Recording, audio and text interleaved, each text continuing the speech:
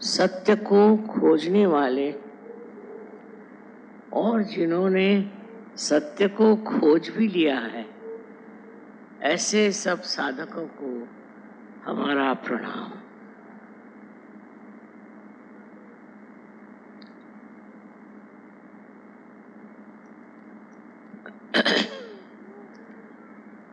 दिल्ली में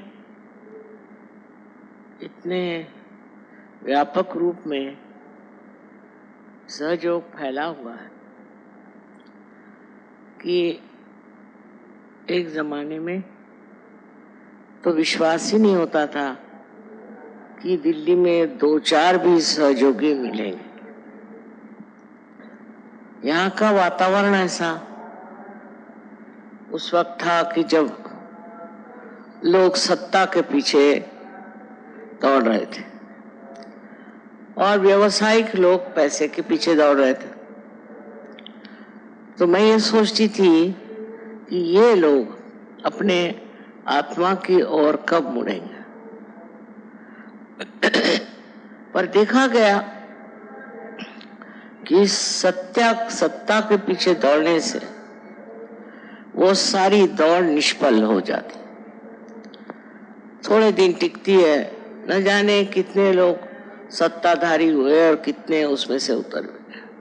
उसी तरह जो लोग धन प्राप्ति के लिए जीवन बिताते हैं, उनका भी हाल वही हो जाता है, क्योंकि कोई सी भी चीज जो हमारे वास्तविकता से दूर है, उसके तरफ जाने से अंत में यही सिद्ध होता है कि ये वास्तविकता नहीं। उसका सुख, उसका आनंद क्षण भर में भंगुर हो जाता है, खत्म हो जाता है। और इसी वजह से मैं देखती हूँ कि दिल्ली में इस कदर लोगों में जागृति आ गई है। ये जागृति आपकी अपनी संपत्ति है, ये आपके अपने शुद्ध हृदय से पाई हुई प्रेम की बरसात। इसमें न जाने हमारा लेना देना कितना है, किंतु समझने की बात यह है कि अगर आपके अंदर ये सूझबूझ नहीं होती तो इस तरह से ये कार्य संपन्न नहीं हो सकता। इसमें एक ही समझना है कि अनेक संतों ने इस देश में मेहनत की, हर एक के घर घर में उनके बारे में चर्चा होती है और उन संतों के बारे में बहुत कुछ मालूमात बुजुर्गों के तो है ही, पर बच्चों को भी हो जाती। धीरे धीरे ये बात जमती है कि आखिर ये लोग ऐसे कौन थे जिन्होंने इतना परमार्थ साध्य किया। पता नहीं कैसे इतने व्यावसायिक लोग, जिनका सारा ध्यान रात दिन पैसा कमाने में, सत्ता कमाने में जाता है, वो मुड़कर सहयोग में आ गए, क्योंकि उनकी जो वो खोज थी उसमें आनंद नहीं था, उसमें सुकून नहीं था, शांति नहीं थी, किसी प्रकार का विशेष जीवन नहीं था। जब मनुष्य ये पता लगा लेता है कि उसके अंदर कोई ऐसी वास्तविक आनंद की भावना आई नहीं, न ही उसने कोई उस सुख को पाया जिसके लिए वो इस संसार में आया है। न जाने कैसे एक ज्योत से अनेक ज्योत जलती गई और आज मैं देखती हूँ कि हजारों लोग यहाँ पर आज उपस्थित हैं, जिन्होंने अपने अंदर की अंतरात्मा को पहचाना है। सबसे पहले जान लेना चाहिए कि हमारे अंदर जो बहुत सी त्रुटियां हैं, उसका कारण है कि हम लोगों ने धर्म को समझा नहीं। जो कुछ धर्म मार्तंडों ने बता दिया, हमने उन्हीं को सत्य मान लिया। उन्होंने कहा कि आइए आप कुछ अनुष्ठान करिए या कुछ पूजा पाठ करिए या और हर तरह की चीज बताई। मुसलमानों को भी इस तरह से पढ़ाया गया कि तुम अगर इस तरह से नमाज पढ़ो और इन मुल्लाओं के कहने पे चलो तो तुम्हें मोक्ष मिल जाएगा। अब मनुष्य सोचने लगा कि ऐसा तो कुछ हुआ नहीं, ऐसी तो कोई प्राप्ति हुई नहीं, फिर ये है क्या? ये कर्म कांडों में हम क्यों फंसे? और ये कर्म कांड हमें बहुत ही गहरे अंधकार में ले जाते हैं। हम लोग सोचते हैं कि इस कर्म कांड से हम कुछ पालेंगे, सो किसी ने पाया नहीं। जन्म जन्मांतर से लोगों ने कितने कर्म कांड किए हैं, उन्होंने क्या पाया? अब पाने का समय भी होता है। आज इस कलयुग में ये समय आ गया, ऐसा आया है कि आपको सत्य प्राप्त हो। सत्य की प्राप्ति यही सबसे बड़ी चीज है, और सत्य ही प्रेम है और प्रेम ही सत्य है। इसकी ओर आप जरा विचार करें कि हम सत्य को खोजते हैं तो सोचते हैं कि सन्यास ले लें, हिमालय पे जाएं, अपने बाल मुंडा लें और तरह की चीजें करें। जब सत्य का वास अंदर है तो ये बाह्य की चीजों से और उपकरणों से क्या होने वाला? इससे तो मनुष्य पा नहीं सकता सत्य, क्योंकि इसके साथ कुछ सत्य लिपटा ही नहीं है। तो करना क्या है? करना ये है कि आपके अंदर जो सुप्त शक्ति कुंडलिनी की है उसे जागृत करना है। अब कुंडलिनी की शक्ति आपके अंदर है या नहीं, ऐसी शंका करना भी व्यर्थ है। हर एक इंसान के अंदर त्रिकोणाकार अस्थि में कुंडलिनी की शक्ति है और उसे जागृत करना बहुत ही जरूरी है, जिससे कि आप उस चीज को प्राप्त करें जिसे मैं कहती हूँ सत्य, वास्तविकता। सबने कहा है कि अपने को जानो, अपने को पहचानो, लेकिन कैसे? हम तो अपने को जानते ही नहीं। हम जो हैं अंदर से न जाने कितनी त्रुटियों से भरे हुए हैं। लोभ, मोह, मद, मत्सर, लोभ, सब तरह की चीजें हमारे अंदर, और हम ये नहीं समझ पाते कि ये कहाँ से सब आ रही हैं और क्यों हमें इस तरह से ग्रसित किया। इस चीज का अगर आप ध्यानपूर्वक समझे तो एक बात है कि ये त्रुटियां जो हैं ये सब बाह्य की। आत्मा शुद्ध निरंतर, उसके ऊपर कोई भी तरह की लांछना नहीं आती। और जब ये आई है तो ये किसी वजह से आई होगी। हो सकता है कि आपकी परंपरागत ही आई, पूर्व जन्म से आई, माँ बाप से आई, समाज से आई, न जाने कहाँ से ये सब चीजें आपके अंदर समाविष्ट हुई। अब इसके पीछे अगर खोजते रहें कि ये कहाँ से आई, क्या हुआ, इससे अच्छा है कि इसको किसी तरह से नष्ट कर दें। ये हमारे अंदर जो खराबियां हैं यही नष्ट हो जाएं तो फिर क्या हम एक शुद्ध चित्त बन जाते हैं। इसकी व्यवस्था जिस परमेश्वर ने आपको बनाया उसने की। अब आपके अंदर इतनी ही स्वतंत्रता है कि आप अपने को पहचानने के लिए जो सर्वसिद्ध प्रक्रिया है उससे अपनाएं, और वो प्रक्रिया है कुंडलिनी जागरण की। मैं ये बात कह रही हूँ, ऐसा नहीं। अनादिकाल से अपने भारतवर्ष में कुंडलिनी और कुंडलिनी के जागरण की बात की गई। हाँ, हालांकि उस वक्त में कुंडलिनी का जागरण बहुत कम लोगों को प्राप्त होता और बहुत मुश्किलें होती, लेकिन इसका भी समय आ जाता है कि ये सामूहिक हो जाए। और आज यही बात है, इस सामूहिक स्थिति में आपने कुंडलिनी का जागरण पाया है।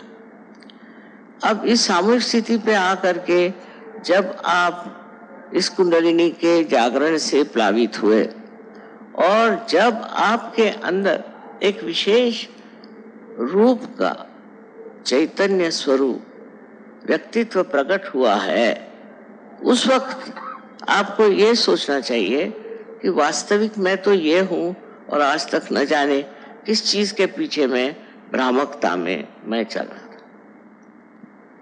ये सब होता गया, आपके अंदर जमता गया, बनता गया, और ये सब आपके सुबुद्धि दुर्बुद्धि और न जाने किस चीज से जुटता गया। सबसे बड़ी बात है कि हमें अपने को अगर पहचानना है तो सर्वप्रथम हमारा संबंध उस चारों तरफ फैली हुई चैतन्य सृष्टि से होना चाहिए। चैतन्य से एकाकारिता प्राप्त होनी चाहिए, और उसके लिए चैतन्य से एकाकारिता के लिए कुंडलिनी ही उसका मार्ग है, और कोई मार्ग नहीं। कोई कुछ भी बताए और कोई मार्ग है नहीं, लेकिन लोग आपको भुलावे में डालते हैं और लोग भटकने लगते हैं। जैसे मैं एक बार एक गुरुजी का प्रवचन सुन रही थी, तो उन्होंने तो शुरू में ही गालियां देनी शुरू कर दी। तो उन्होंने कहा कि आप लोग विकृत हैं। मैंने गाली हो गई, आप लोग विकृत हैं और आप की जो तरीके हैं उसमें आप भगवान को नहीं खोज रहे, आप प्रवृत्ति मार्गी हैं, आप हर एक चीज तरफ दौड़ते हैं।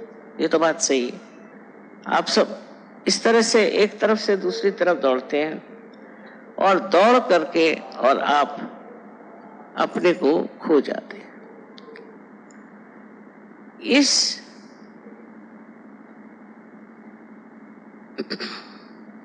इस दौड़ में इस तरह के प्रवृत्ति में हमारी सारी ही शक्ति नष्ट हो जाती। आज ये चाहिए तो कल वो चाहिए, तो परसों वो चाहिए, भाग रहे इधर से उधर, उधर से उधर, उधर से उधर। अब ये जो उन्होंने गाली बक दी कि आप प्रवृत्ति मार्ग की हैं, उसको लोग मान लेते हैं कि अच्छा हम प्रवृत्ति मार्ग की, और वो दूसरों के लिए कहते हैं कि आप निवृत्ति मार्गी हैं नहीं, तो आप क्यों आत्मा को प्राप्त कर रहे हो? अगर आप निवृत्ति मार्गी हैं, माने आपकी क्या वृत्ति इधर उधर नहीं दौड़ती, तो आप आत्मा को प्राप्त कर सकते हैं। अब पहले ही इस तरह की एक कठिन समस्या उपस्थित कर दी कि सर्वसाधारण मनुष्य अपने को सोचेगा कि हाँ भाई मैं तो हूँ प्रवृत्ति मार्गी, तो वो कहेंगे कि अच्छा ठीक है, आप गुरुओं की सेवा करो, उनको पैसा दो, ये मेहनत करो, ये कर्म कांड करो, इधर पैसा लगाओ, उधर पैसा लगाओ, और जिस तरह से भी हो सके तुम सब कुछ अपना परमेश्वर को दे दो, उसके बाद संन्यास ले लो। और आपको ये बात समझ में आ जाती है भाई ये आसान चीज है, पर ये अंधों की बात है। अच्छे भले आंख होते हुए अगर कोई कहे कि तुम अंधे हो तो क्या इसे मान लेना चाहिए? कोई कहे आप प्रवृत्ति मार्गी हैं तो क्या इसे मान लेना चाहिए? अगर आपके अंदर निवृत्ति नहीं है, ऐसा उनका कहना, तो आप ज्ञान मार्ग मतलब सहयोग में नहीं आ सकते। इस तरह की एक भाषा ये लोग व्यवहार में लाते हैं, और उससे सर्वसाधारण जनता ये कहती कि भाई हमारे लिए तो ये ठीक है कि गुरुओं को सेवा करो, उनको सब दो, उनको सब समर्पण दो। इस तरह की जो हमारे अंदर एक गलत धारणाएं बैठ जाती है और हम उसे मान भी लेते हैं, क्योंकि हमारे अंदर विश्वास ही नहीं है कि हम कभी अपने आत्मा को पा सकते हैं और जिससे हम अपने को जान सकते हैं। लेकिन विश्वास रखिए, यहाँ आज बहुत से लोग ऐसे बैठे हैं कि जिन्होंने कुंडलिनी का जागरण और उसकी विशेषताओं से पूर्णतः अपने जीवन को प्रफुल्लित किया हुआ, और आप लोग सभी इस प्रकार इस चीज को पा सकते हैं। आप में कोई कमी नहीं, कोई कमी नहीं, ये शक्ति आप सबके अंदर है। आपने कुछ भी किया हो, आपने कोई भी गलत काम किया हो, आप परमात्मा के विरोध में भी खड़े हो, चाहे जो भी किया हो, ये कुंडलिनी तो अपनी जगह बैठी हुई है, और जब कोई उसको जगाने वाला आएगा तो वो जग जाएगी। और ये जो बाह्य की चीजें हैं, इसको प्रवृत्ति कहते हैं, ये जो आपके अंदर षड्रिपु हैं, ये एकदम झड़ जाए। जब आप देखते हैं कोई बीज आप माँ के उदर में डालते हैं तो अपने आप प्रस्फुटित होता है। बीज में तो कुछ नहीं दिखाई देता, पर जब वो माँ के पेट में जाता है तो वो अपने आप प्रस्फुटित हो जाता है। इतना ही नहीं, पर उसके अंग प्रत्यंग में जीवन आ जाता है। उसी प्रकार कुंडलिनी के जागरण से आप जागृत हो जाते हैं और आपके अंदर की जो वृत्तियां हैं, जो नाशकारी हैं, जो गलत है, वो अपने आप जड़ जाती हैं। ये बड़ा आश्चर्य का विषय है, किंतु ऐसे बड़ी आश्चर्य की बात नहीं, क्योंकि ये घोर कलयुग है, ये घोर कलयुग है, और इसके प्रताप से न जाने कितने लोग झुलस गए। और अब इसी कलयुग में ये कार्य होने वाला है, और इसी कलयुग में आप इसे प्राप्त करने वाले हैं, और उस परम तत्व को आप प्राप्त करने वाले हैं जो आपके अंदर आत्मा स्वरूप विराजित है। उसके प्रकाश में आप अपने को जानेंगे। आप जानेंगे कि आपके अंदर से कौन से दोष गिर गए, और अब आप शुद्ध चित्त वाले आत्मा स्वरूप हो गए। इसको जब आप जान लेंगे कि आपकी ये स्थिति है और यही सच्चाई है, तो जितनी झूठी बातें हैं आप छोड़ देंगे। उससे क्या फायदा? किसी भी झूठी बात को साथ लेकर के आप कहाँ जा सकते हैं?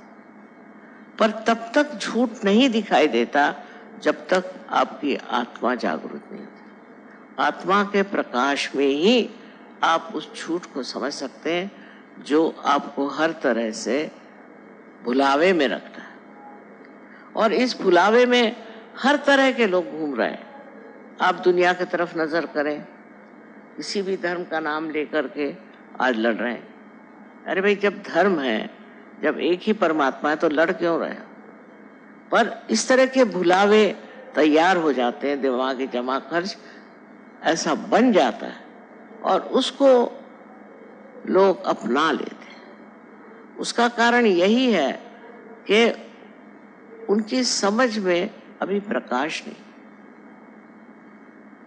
जब कुंडलिनी का जागरण होता है तो आपका संबंध उस परम चैतन्य की शक्ति से हो जाता है, और ये संबंध बड़ा माना हुआ।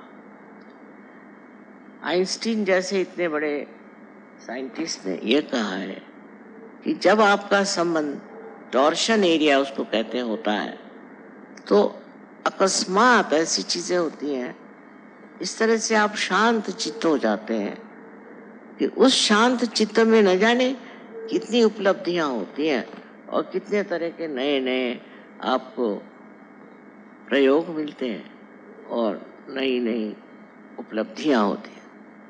ये सारी चीजें होते हुए भी जब लोग बार बार जग कर सो जाते हैं और सोकर फिर जगते हैं, ऐसी भी दशा चलती है। ऐसे लोग नहीं होते कि जो एक बार पार हो गए सो हो गए। उसके बाद उनकी गहनता कितनी है इस पर निर्भर है। अगर आप गहन हैं तो ये चीज आपके अंदर जब जागृत होती है तो उसका बड़ा गहन अनुभव होता है, आप एकदम निर्विचारिता में चले जाते। आज ही मैं बता रही थी कि मनुष्य विचार क्यों करता है, हर समय हर एक चीज पे देखना और उस पर विचार करना। कोई चीज है, जैसे ये अब कारपेट है, ये कहाँ से आई होगी, कितने की होगी, क्या होगा, दुनिया भर की झंझटें इसके लिए होगी। बजाय इसके को इतना सुंदर है, इसका सौंदर्य, उसका आनंद ले, मनुष्य सोचते ही रहता है। और इस तरह के सोच विचार से मनुष्य कभी कभी पगला भी जाता। तो किसी भी चीज की ओर देखकर उस पर प्रक्रिया करना, रिएक्ट करना, इससे बढ़ के और कोई गलती नहीं है। क्योंकि जो आप प्रक्रिया कर रहे हैं या रिएक्ट कर रहे हैं किसी चीज पर, तो वो आप अपने अहंकार के कारण या आपके अंदर जो सुप्त चेतन है, जिसे कि कंडीशनिंग कहते हैं, उसके कारण कर रहे हैं। आप इसलिए नहीं कर रहे हैं कि आप उसे पूरी तरह से देख रहे हैं। वो साक्षी स्वरूपत्व आपने, उस चीज को आप पूरी तरह से देखें। अगर आप पूरी तरह से उसे देख सकते हैं तो उस चीज का आनंद आपके अंदर पूरी तरह से समा जाए। सबसे तो बड़ी बात यह है कि इस दशा में आने की बात बहुतों ने कही, मैं कह रही हूँ ऐसी बात नहीं, पर वो बहुत से लोग समझ नहीं पाए होंगे या उस वक्त ये भी सोचा होगा कि ये कैसे हो सकता है, हम तो एक मानव हैं, ये कैसे हो सकता है। कुंडलिनी के जागरण से सब हो सकता है। और जब कुंडलिनी आप सबके अंदर वास्तव्य किए हुए, जब वो स्थित है वहां, तो सिर्फ उसके जागरण की बात है। ये आपका धरोहर, ये आपकी अपनी चीज है, जिसे आपने खरीदी नहीं, उसके लिए कोई पैसा नहीं दिया, उसके लिए किसी भी तरह की याचना नहीं की, वो अंदर है, वो स्थित है। सिर्फ उसकी जागृति होने का विचार होना चाहिए। अब ये कुंडलिनी शक्ति जो है, ये आपकी बड़ी शुद्ध इच्छा है। शुद्ध इच्छा हमारे यहाँ ना कोई है नहीं। जैसे कोई साहब वो कहेंगे, साहब मैं चाहता हूँ कि मेरे पास एक मोटर आ जाए। अच्छा भाई, आ गई मोटर, तो उसका आनंद ही नहीं उठाया, फिर लगे दूसरा कुछ ढूंढने, फिर वो चीज हो गई तो फिर लगी तीसरी चीज। तो इसका मतलब आपकी जो इच्छाएं शुद्ध नहीं थी। अगर वो शुद्ध इच्छा होती तो आप तृप्त हो जाते। ये कुंडलिनी शक्ति आपकी शुद्ध इच्छा है और ये परमेश्वरी इच्छा है। ये जब आपके अंदर जागृत हो जाती है तो आप तृप्त हो जाते हैं। तृप्त हो जाते माने आप सोचते हैं कि ये जो मेरा मन ये चाहिए वो चाहिए वो चाहिए करता था, उसके जगह अब मैं ऐसे सुंदर बाग में आ गया हूँ जहाँ सुगंध ही सुगंध, आनंद ही आनंद, शांति ही शांति और प्रेम ही प्रेम बसा। ये जब स्थिति आपकी आ जाती तो फिर आप मुड़ के नहीं देखते उधर जो गलत चीज है। अधिकतर होते हैं ऐसे भी लोग, तो भी कुछ फिर गिरते हैं, फिर उठते हैं, फिर गिरते हैं। पर सहयोग में जिसने एक बार इसे प्राप्त किया, वो इतनी महत्वपूर्ण चीज है और इतने सहज में होती है। उसके लिए कुछ करना नहीं, उसके लिए आपको पैसा देना नहीं, कोई चीज नहीं, प्रार्थना नहीं, कुछ नहीं। सिर्फ आपके अंदर शुद्ध इच्छा होनी चाहिए कि मैं अपने आत्मा को प्राप्त करूं। इस शुद्ध इच्छा से ही आप उसे प्राप्त करें। सिर्फ मन में यही एक इच्छा रखें कि मेरी कुंडलिनी जागृत हो जाए। ये इच्छा ही इतनी प्रबल है कि उससे अनेक लोग अनेक देशों में मैंने देखा कि एकदम से पार हो गए। जैसे एक देश है बेनिन, वहां पर पहले वो मुसलमान लोग थे और वो फ्रेंच लोगों से इतने घबरा गए थे कि उन्होंने मुसलमान धर्म ले लिया। वो मुसलमान धर्म लेने के बाद वो संतुष्ट नहीं थे, उससे भी परेशान, उससे भी झगड़े, ये वो। पर जब उनको सहयोग मिल गया तो सब छोड़ छाड़ के अब मजे में है। आपको आश्चर्य होगा कि आज वहां भी 14,000 सहयोगी हैं, वो सब मुसलमान। ये तो मैं मुसलमान उनको मानती हूँ कि जिनके हाथ में चैतन्य है, जिनके हाथ बोलेंगे। आज कियामा का जमाना है, अगर आपके हाथ बोल सकते हैं तभी आप मुसलमान हैं, नहीं तो है नहीं। मुसलमान का मतलब है समर्पण, और जब तक आपके हाथ नहीं बोलते आप क्या समर्पण करें। इस तरह से गलत फहमी में पड़े हुए लोग आज न जाने क्या क्या चीजें करें। इसके लिए ये नहीं है कि आप अगर किसी वेद शास्त्र पढ़े हुए हैं या आप बड़े तीर्थ यात्रा करते हैं और आप दुनिया भर के ब्राह्मणों को, और कहना चाहिए कि आज हमारे पड़ोस में एक बड़े जोरों में मंत्र बोलने लगे, ऐसे लोगों को आप प्रोत्साहित करते हैं और उनकी मदद करते हैं और उनको पैसा देते हैं, इससे कुछ नहीं होने वाला। ये सब बेकार की बातें, बेवकूफ़ी की बातें। समझदारी क्या है कि आपको क्या मिला, आपने सब दिया, आपको क्या प्राप्त हुआ, आपको क्या मिला, क्या आपको अपना आत्म साक्षात्कार मिला। आत्म साक्षात्कार के बाद ही आप जानेंगे कि आप क्या है और क्या आपकी शक्तियां, और क्या कर सकते हैं आप कितने समर्थ हैं। जब तक आपका अर्थ ही नहीं मिलता आप समर्थ कैसे होंगे। इस समर्थता में आप अनेक कार्य कर सकते हैं। मैं तो इतने आश्चर्य में हूँ कि परदेश में जब मैं रहती हूँ तो ये परदेसी, इन्होंने तो कभी कुंडलिनी का नाम भी नहीं सुना, पर जब से पार हो गए तो न जाने क्या क्या चमत्कार कर रहे हैं दुनिया भर की चीजों में। और जब ये मुझे बताते हैं तो मैं सोचती हूँ कि ये चमत्कार का भंडारा जो है ये कैसे एकदम से खुल गया, ये लोग इसे कैसे प्राप्त हुए। सब तरह से शारीरिक, मानसिक, बौद्धिक आपकी पूर्णतया प्रगति हो जाती है और आप इसे आत्मसात कर लेते हैं। इतनी सुंदर चीज है कि अपने आत्मा को आप जाने। आप ही के अंदर ये हीरा है, आप ही के अंदर ये ज्ञान, आप ही के अंदर सब कुछ है। सिर्फ उसका मार्ग जो है सिर्फ कुंडलिनी जागरण है और कोई। ये मैं आपसे इसलिए बताना चाहती हूँ कि बहुत बार मुझे लोग प्रश्न पूछते हैं कि कुंडलिनी से और कोई मार्ग है। मैंने कहा और कोई मार्ग नहीं। सच बात तो ये, उसमें मेरा लेना देना कोई नहीं, लेकिन आपको तो जो सच है वही बताना है कि कुंडलिनी के जागरण के सिवाय आपके पास और कोई मार्ग नहीं है जिससे आप अपने को भी जाने और दुनिया को भी जाने। सारे दुनिया भर के धंधे छोड़ करके सीधे अपने अंदर बसी हुई इस महान शक्ति का उद्घाटन करना ही आपका परम कर्तव्य। आज आप लोगों को यहाँ देख करके इतने बड़ी तादाद में मेरा हृदय भरा था। एक जमाना था कि मैं दिल्ली को बिल्ली कहती थी, यहाँ तो किसी की खोपड़ी में सहज घुसेगा नहीं। वो आज मैं देख रही हूँ कि आप लोगों ने इसे आत्मसात किया और अपनाया, और सब तरह का लाभ ही लाभ है, हर तरह का लाभ इसमें है।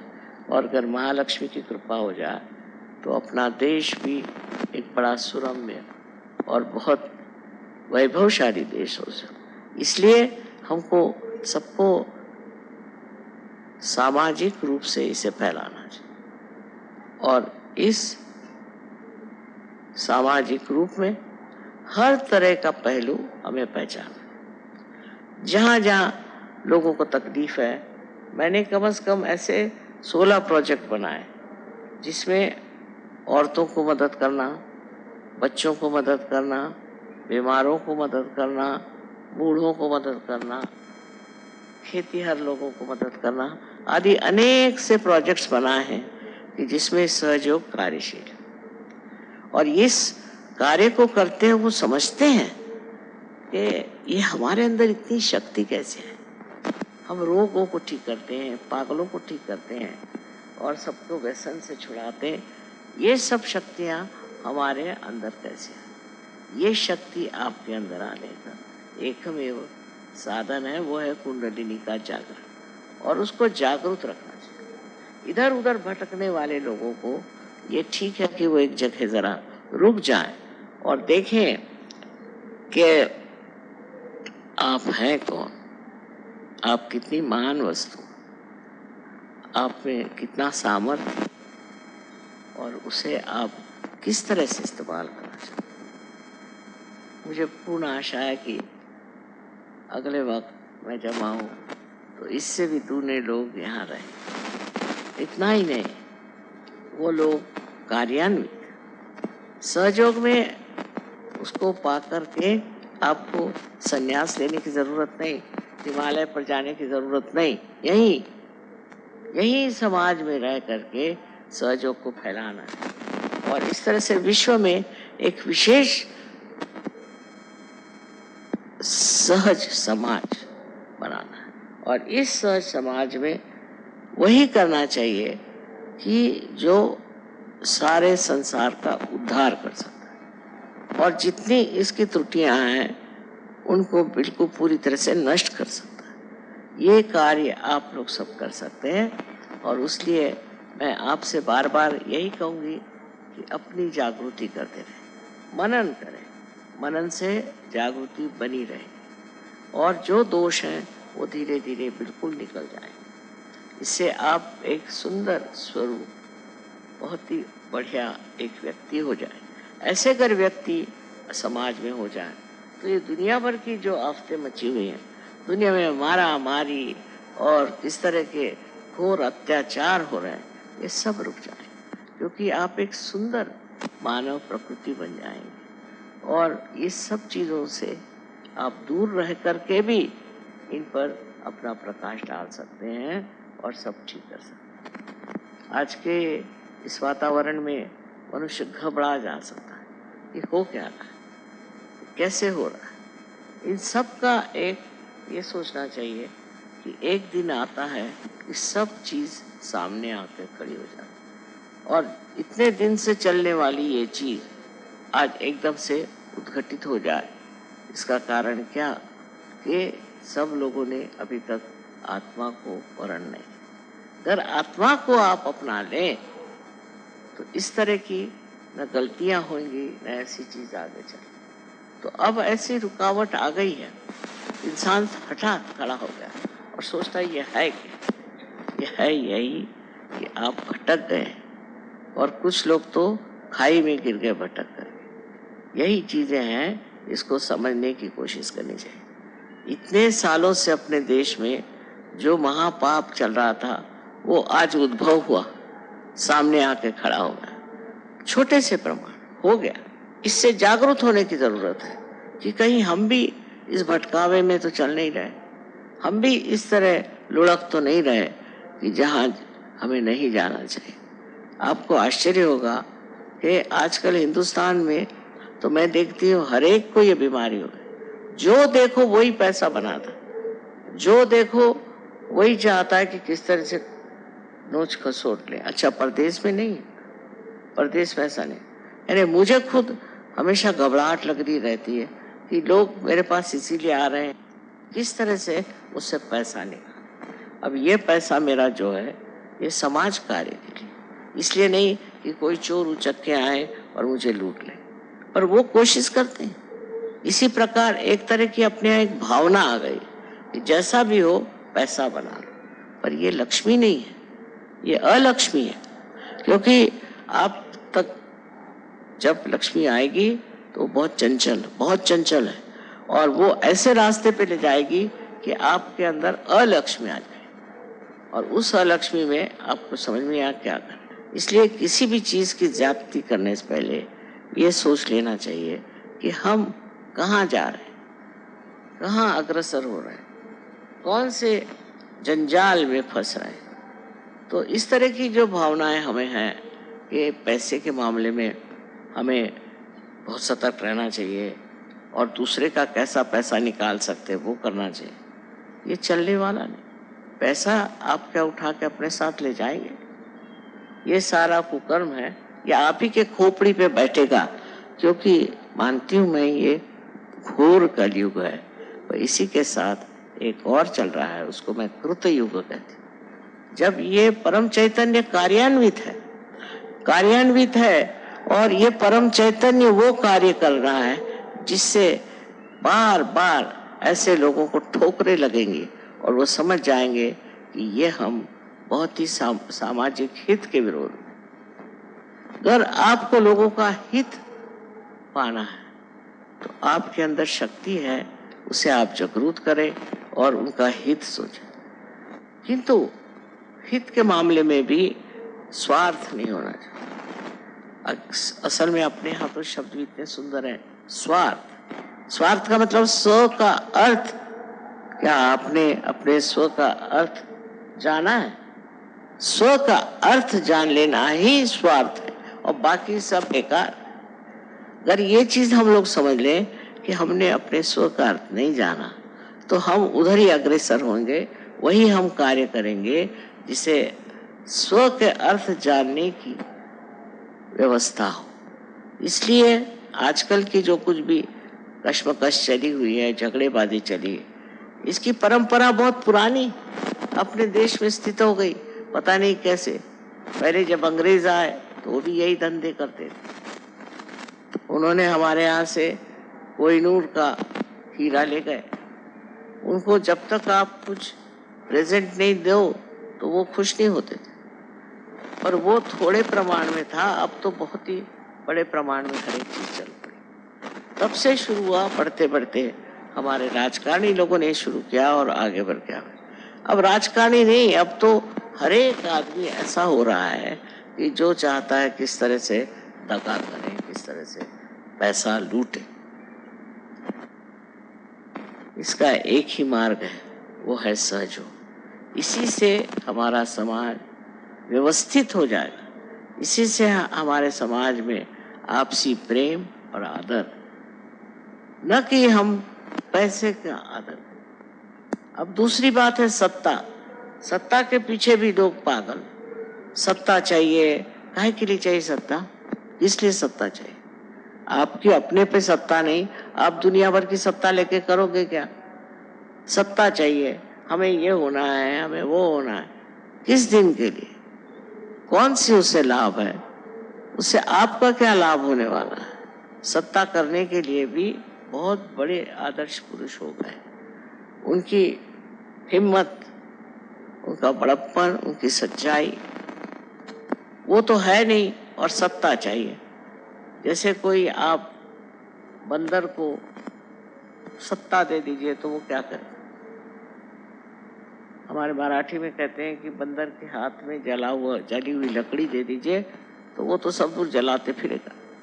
वही है आज सत्ता का रूप कि सब बंदर जैसे अपनी सत्ता को इस्तेमाल करते हैं पैसा कमाने, और पैसा कमाते हैं सत्ता के।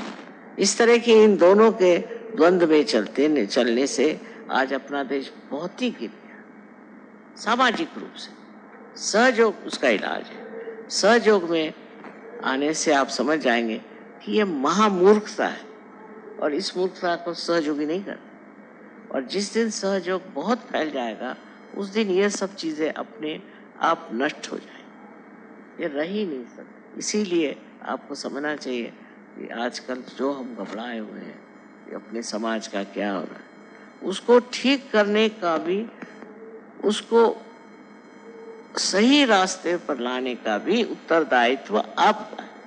आप कर सकते हैं। आप जो सहयोगी है ये कर सकते हैं, और जो नहीं भी है उनको सहयोग करना चाहिए। हमें अगर अच्छी समाज व्यवस्था चाहिए, अच्छी एक व्यवस्था ऐसी हो कि जिसमें कोई किसी को खसोटे ना, मारे ना, और सब लोग आपस में प्रेम भाव से रहें, तो इसका इलाज सिर्फ सहयोग कर सकता है। सहयोग दिखने में सीधा साधा है, और सबके अंदर शक्ति होने से सब सोचते हैं कि अब तो पार हो जाए, पर इसमें रचना पड़ता है, इसमें रमना पड़ता है, और उसके बाद ही इसकी शक्तियां पूरी तरह से जागृत हो जाती हैं। और उससे आप हिंदुस्तानी नहीं सारे संसार का उद्धार कर सकते हैं और इस उद्धार की व्यवस्था हो। अब इसमें कुछ कुछ लोग ऐसे हैं कि वो शैतानी के पीछे, उनकी इच्छाएं शैतानी, ठीक है, ऐसे लोग रह जाए। मैंने बहुत बात आपसे बताया है कि अब ये जो है आखिरी जजमेंट आ गया। इस वक्त में आप अगर अच्छाई को पकड़े तो आप उठ जाएंगे और अगर बुराई को पकड़े तो आप दब जाएंगे। हमें देखना चाहिए कि किस तरह से जगह जगह भूकंप आते हैं तो क्या होता। अभी गुजरात में बड़ा भारी भूकंप आया, वहाँ हमारे सिर्फ 18 सहयोगी थे, क्योंकि गुजरातियों को पता नहीं क्या सहयोग से खास मतलब नहीं होता। अब टर्की में भी बड़ा भारी भूकंप आया, वहां भी जितने सहयोगी थे सब बच गए, सब एक से एक, और उनके घर भी बिल्कुल सही सलामत, मैंने देखे खुद।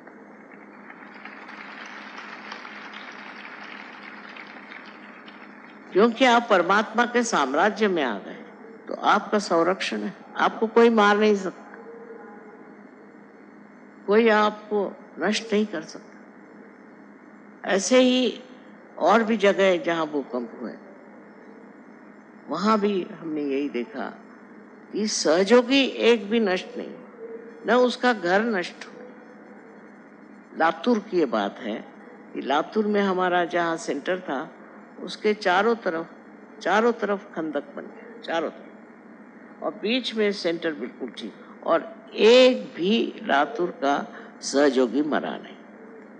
कैसा हुआ कि चतुर्दशी के दिन गणपति को विसर्जित करते हैं, सबने विसर्जन किया और विसर्जन करके आए, और उनमें से जो लोग दुष्ट प्रवृत्ति थे उन्होंने शराब लेके पीना, शराब पी करके नाच रहे थे, और नाचते नाचते सब जमीन के अंदर। पर एक भी लातूर में, एक भी सहयोगी लातूर में किसी भी तरह से कोई भी बात वंचित नहीं, उसका घर जैसे कि जैसे रहा, उसकी गृहस्थी, उसके बच्चे सब ठीक। ये क्या चमत्कार नहीं है तो और क्या। इसी प्रकार आप भी समझ लें